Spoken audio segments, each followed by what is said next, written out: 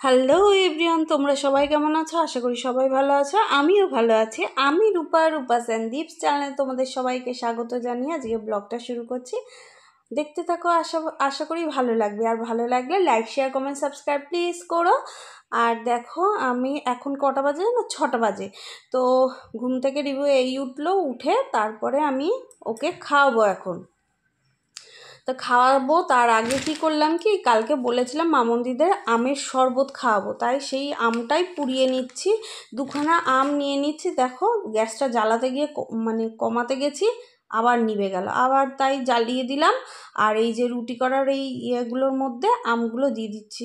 আমগুলো এত ছোট যে গলে যাচ্ছে, তাই জন্যে আস্তে করে ধীরে করে সাইডে দিয়ে দিলাম। আর সিমে করে দেবো, করে দিয়ে আস্তে আস্তে ওটা হতে থাকবে। আর আমি এদিকে রিভুর খাবারটাও বেড়ে নিয়ে ওকে খাইয়ে দেবো। এটা আস্তে আস্তে হয়ে যাবে, দুদিকেই আমার কাজ কমপ্লিট হয়ে যাবে। তো আজকে বলেছিলাম তোমাদের কালকের ব্লগে যে মাছ হবে, কিন্তু মাছ হয়নি। কি বলো তো, তা হচ্ছে ডিম সবাই খেতে ভালোবাসি, তাই জন্যে ডিমের কারি করা হয়েছে, টক ডাল, আর ওইদিকে সর্ষে দিয়ে হচ্ছে ডাঁটা করা হয়েছে, সজনের ডাঁটা করা হয়েছে। আর এই সময় সজনের ডাঁটা খুব খাওয়া ভালো, সেই কারণে আমিও ভালোবাসি। তো তাই রান্না হয়েছে, আর ডালের সঙ্গে পাঁপড় ভাজা।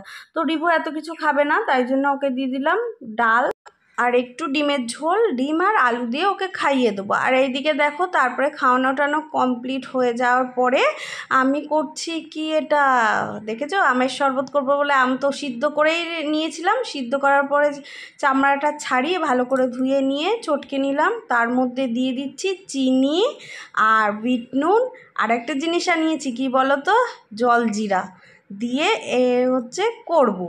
তো আজকে নতুন জলজিরাটা অ্যাড করলাম, দেখি কেমন লাগে টেস্ট খেতে। তো সেই জন্যে দিয়ে দিলাম, আরও 1 প্যাকেট দিয়েছি।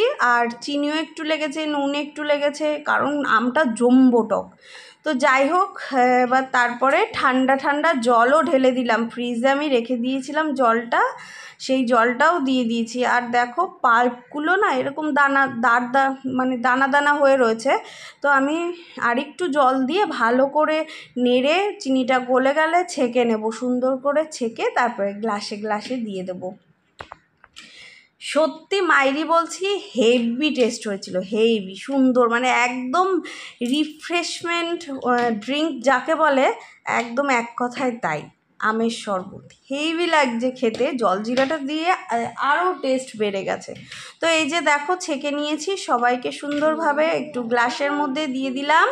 আর তারপরে আমিও নিয়ে নেব, সবাইকে দিয়ে দেওয়ার খাওয়ার পরে তারপরে দেখো ঝুড়ি ভাজা টাজা নিয়ে বসে পড়লাম। তো আমি খেয়ে নিয়ে এখানে ভিডিওটি শেষ করছি।